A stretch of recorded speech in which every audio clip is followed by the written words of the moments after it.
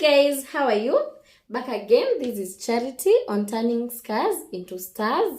I hope you are ready to learn and unlearn, because as for me and my husband, we have decided that there are things that we should unlearn, and I hope you will join us in this topic, because in this 21st century we have realized that an illiterate is not someone who cannot read and write, but is someone who is not ready to unlearn or relearn. Join us as we learn more on things that are affecting our marriages and people are not ready to unlearn. Yeah, we have a few points here, and number one, we'll talk about house chores. Babe, how do you feel as a man? Helping your wife in the kitchen, cooking together. How do you feel if I ask you to wash the dishes? What is your opinion on this? My take about house chores is that as a couple, you need to help each other. You know, when you are helping each other in the kitchen, you get to interact. When you're doing it together, you're seeing your wife there. She's wearing, it becomes interesting and romantic. So you create more bond. Your bond becomes stronger. You talk more. You discuss inner issues more, rather than when you just say, we are going to a date, we're going to speak about this matter. But in the kitchen, you can just talk it as you do your work. I think men, you should stop thinking that house chores are for women, and rather help in house chores. And these are things we learned from our grandfathers who could not even go to the kitchen. Yeah. And now you want to be stuck to this mentality. And we are living in a century where we are too busy during the day. The wife is working, the husband is working. You come in the evening, you want the wife to go in the kitchen, get tired, washing the dishes, cooking for you and doing everything, and yet you're just lying on the sofa waiting for food, and you expect the same woman to go to bed and be active. Is it realistic? It can't happen. Is it realistic? No. You want her? Go to the kitchen, help her out, be romantic, prepare her. A woman takes time to be prepared for her to ile kitu. So in the morning, wake up, prepare the kids together, take them to the bus together. These are the things that will bring you closer. This is how you create a relationship. This is how you become best friends. And a marriage cannot be run by two unless you become the closest friends. The two, a pair which cannot do without each other. The Bible says you cannot walk together unless two cannot work together. Yeah. Unless they agree. Yes. Number two, we'll talk about finances. There is this opinion on women have that my partner or my spouse should meet all my needs and should meet all the needs in the family. Your husband is not alpha and omega. Okay? So, ati kuna pesa ya mwanamke? Zangu ni kian, ni zangu. Zangu ni za dates zangu, spa, nini. But the man, he should bring his money on the table, we divide. Is it fair, honestly? Not at all. How would you feel as a woman if your husband would do the same? Nijieke pesa yote, na wewe uprovide. And you know, actually, nilikuwa nako kaitabia kitambo. I always thought my money is mine. So I'll just, if I do business, get my money, I'll save my money and start using it kidogo until it's over. Then when it's over, I want to be given my husband. And then I realized, surely, what if my husband will deny me? Nitumie kidogo yangu. What if you'll do the same to me? So this is something I personally had to unlearn. But I hope women, even ata ukicontribute pesa kwa nyumba, hiyo umekopesha bwanako. Ile deni. Imagine. Imagine ati mtu ala amenunua kitu kwa nyumba but ameandika mahali deni. Ama amepea bwanake pesa, hiyo ni deni. You know? Ile pesa yangu nilikupea utanirudishia. What does it mean when we say we are one? Being one, even in finances, we are one. You don't choose where to be one and where to be two. sure. That you're in a marriage, but you have a secret account. These are things that we really have to unlearn. Very, very true.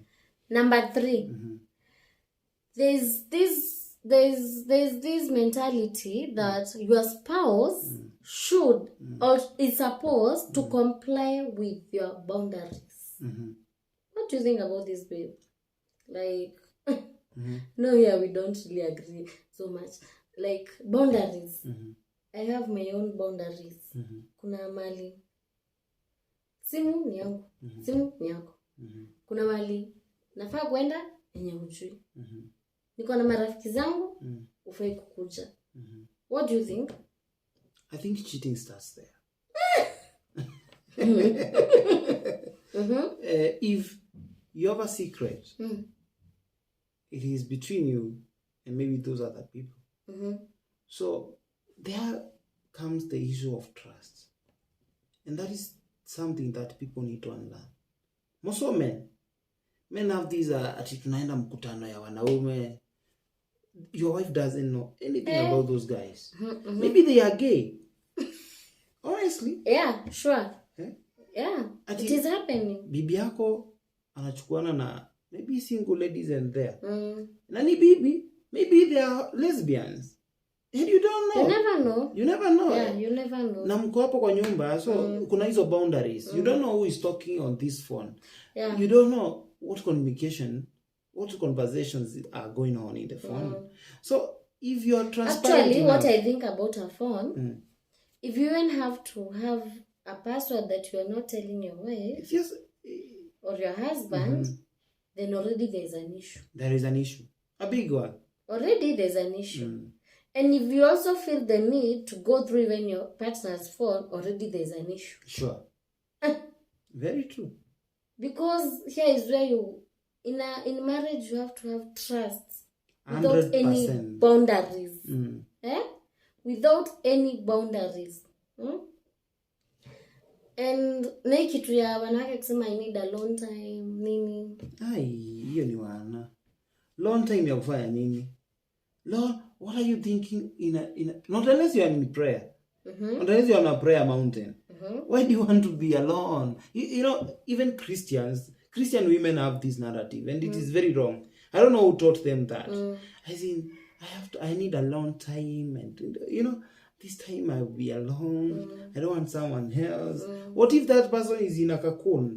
What if that person is struggling with something they want to handle in a long time? You know? So if you have to come out as a couple. This is what I was brought up knowing. And this is what really life is, because you have stayed with that person. So you need to learn a new thing.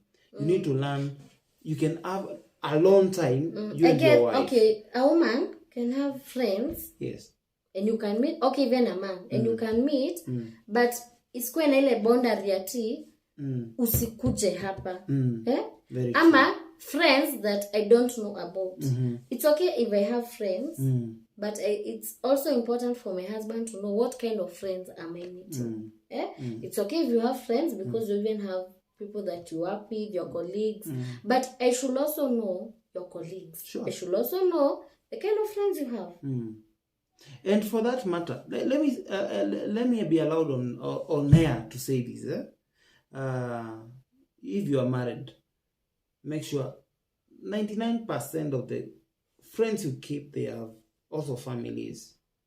Yeah. That is very important. If you're married, you should also have married couples who are friends. Yes. That way you can share friends. You can share friends. And you'll know, you'll be able to do things together. So if you have your wife and you have other 10 couples, you know, you can do things together with those couples. Whenever I was to go out with a married woman, yes, in the evening, she will also be in a hurry to go home. Yes. She'll be in a hurry to pick the kids. Yes. And so I'll also go back home. Yeah.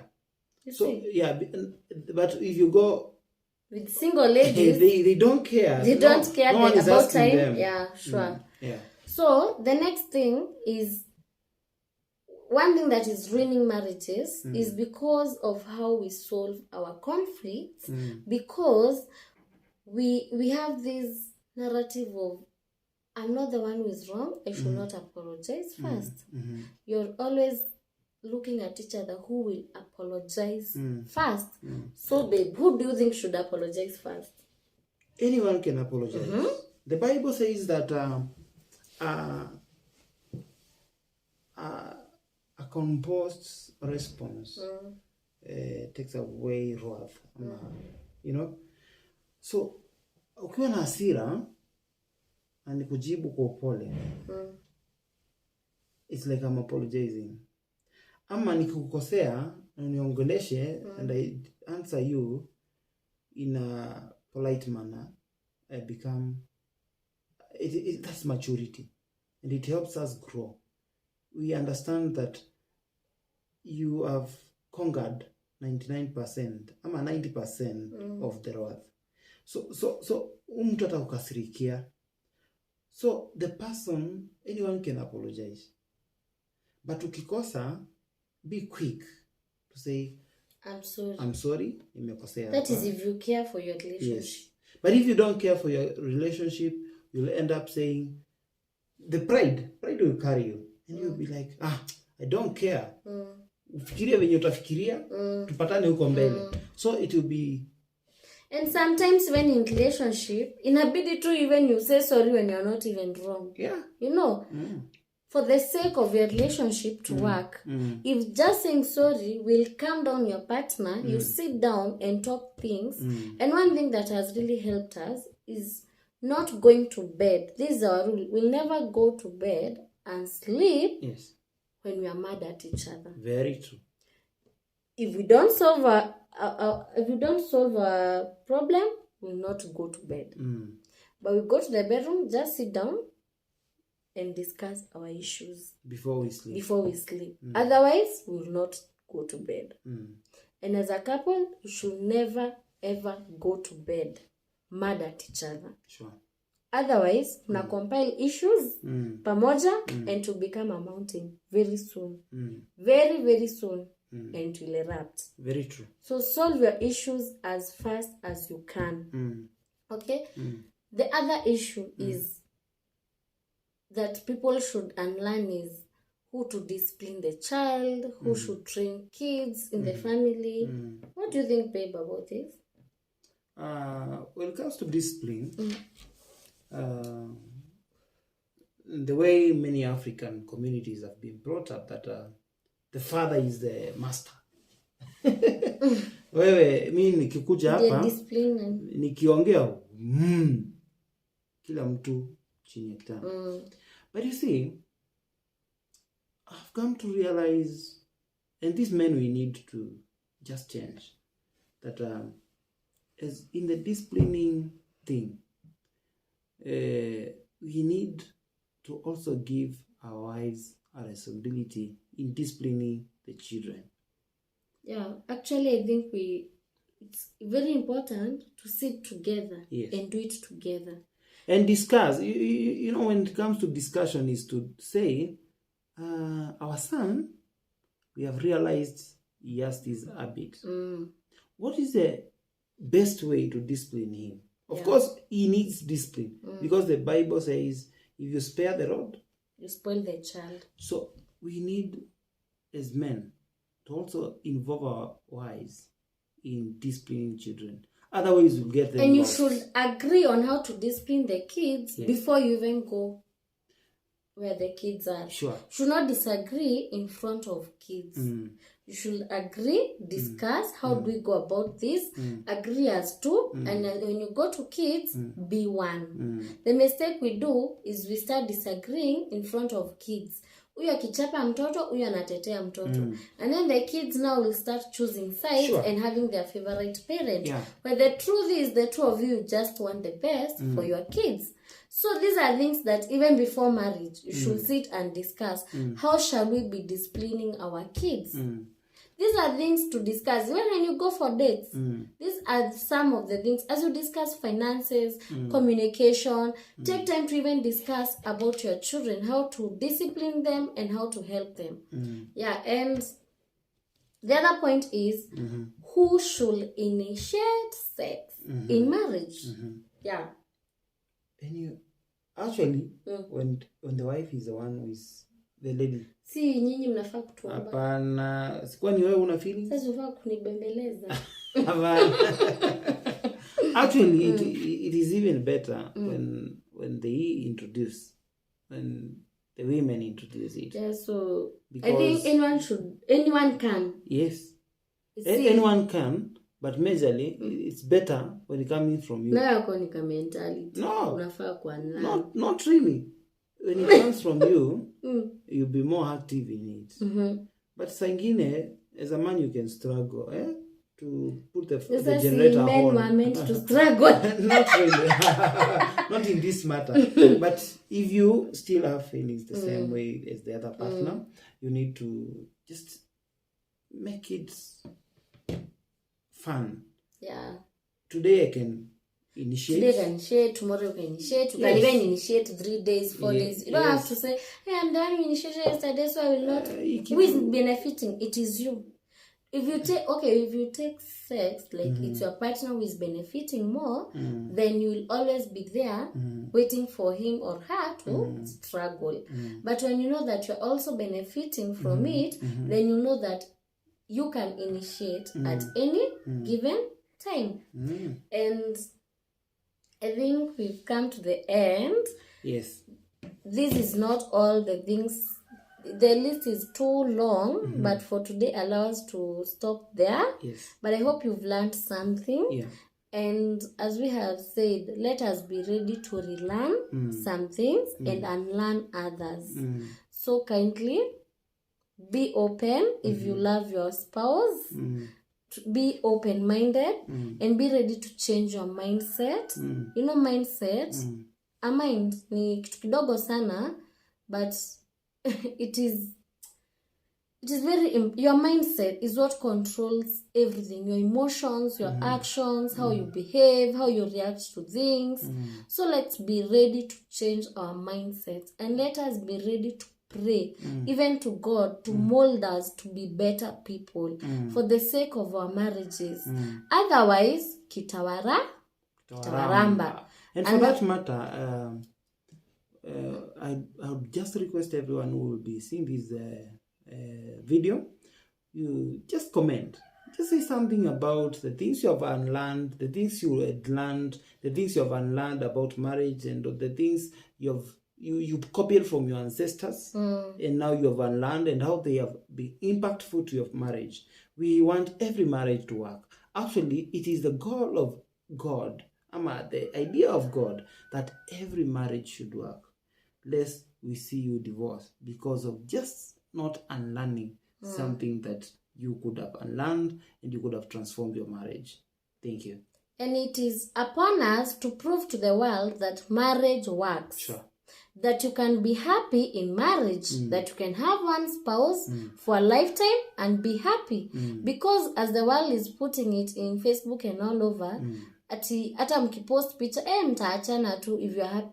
Prove to the world that si lazima muachane. You can be happy. You can have one spouse who is your best friend and do everything together and be very happy. And for this and much more, make sure you book a slot with us. On 8th of July, we'll be in Karura Forest. Sure.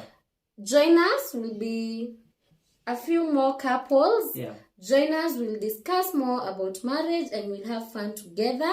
Because a couple that have fun together and plays together, they stick together more. And join us. Mark you, the speaker of that day will be Ernest Kwamboe. And you'll be speaking about these things, the marriage, the things we need to unlearn and learn. Yes.